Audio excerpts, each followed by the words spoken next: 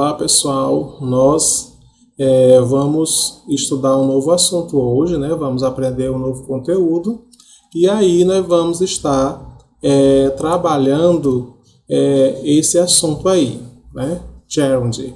O que é que significa gerund? Gerund significa gerúndio, certo? Gerund é o nome de gerúndio em inglês, certo? Então aí tem a pergunta: What is a gerund? Quer dizer, o que é um gerúndio?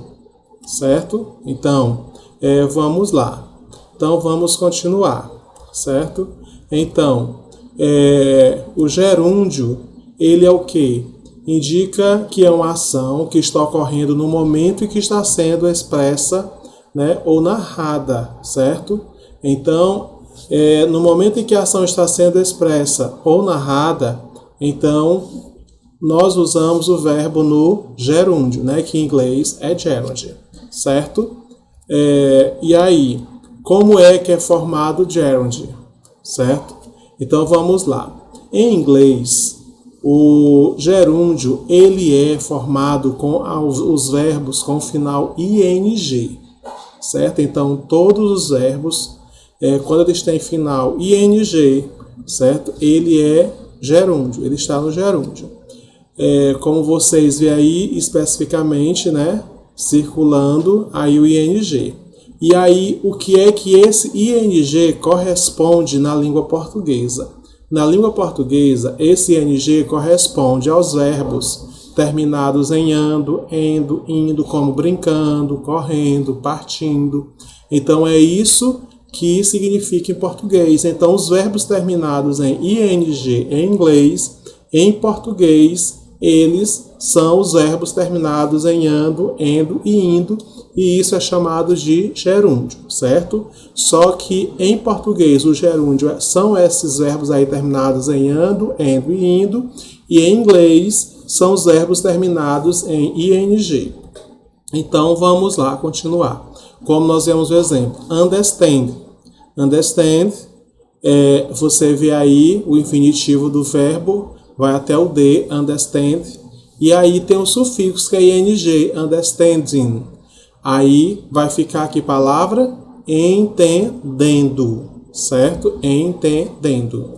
Então vamos lá para as nossas regras. Nós temos algumas regras. Que regras são essas? Então, a primeira regra são os verbos terminados com a letra E.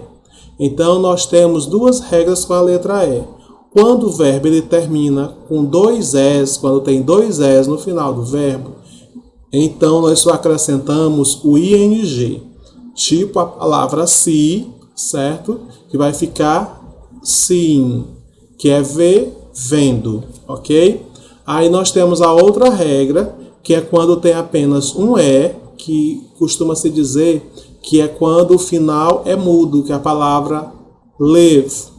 É como se o E fosse mudo. Então, nesse caso, o E deve ser apagado, deve ser retirado da palavra principal. Aqui, ó, no caso, o E, ele tem que ser retirado. E aí você acrescenta ing, que vai ficar a palavra vivendo. Live é viver e living é vivendo. Ok?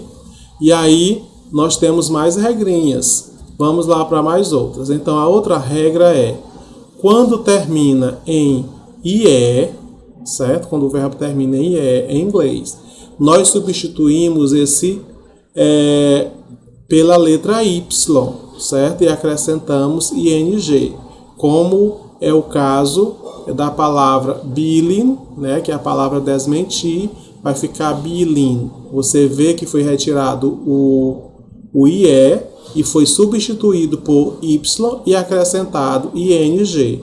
A palavra também die, que é a palavra morrer. Aí, ó, foi retirado o IE e acrescentado o Y, né, no lugar do IE e colocado ing, que die é morrer e dying é morrendo. Temos também a palavra lie, que é a palavra mentir. Você vê que foi retirado o IE para substituir pelo Y e acrescentado ing, e ficou mentindo. A outra regrinha é que nos verbos que possuem apenas uma sílaba ou que a ênfase é colocada na última sílaba e que também terminam com consoante, vogal, consoante, nós devemos duplicar sua última consoante e acrescentar o ing, como é o caso da palavra run, certo? Então a palavra run, ela é uma palavra que ela é monossílaba, ela possui apenas uma sílaba e ela é a própria sílaba forte e ela é formada por consoante, vogal, consoante. Nesse caso, que é formado por consoante, vogal, consoante, você vai dobrar essa última consoante. Qual é a última consoante aqui? O N. E aí, dobra o N e acrescenta ING. Ok? Aí vai ficar, né? Run, correr. Quando você dobra a consoante e coloca o ING, vai ficar correndo. Ok?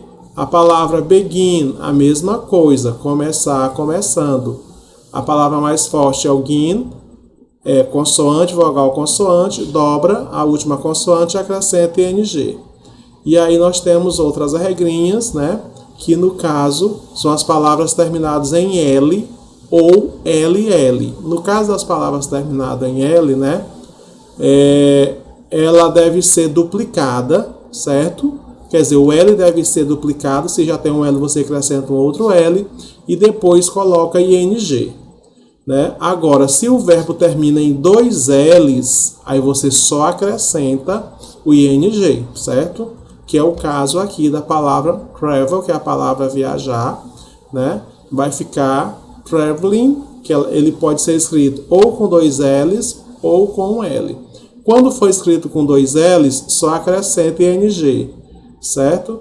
E quando for escrito só com L, você coloca o outro L e acrescenta ing. Mas se você escrever com dois L's ou com um L, vai estar certo. Ok? O gerúndio é feito dessas duas formas. Certo?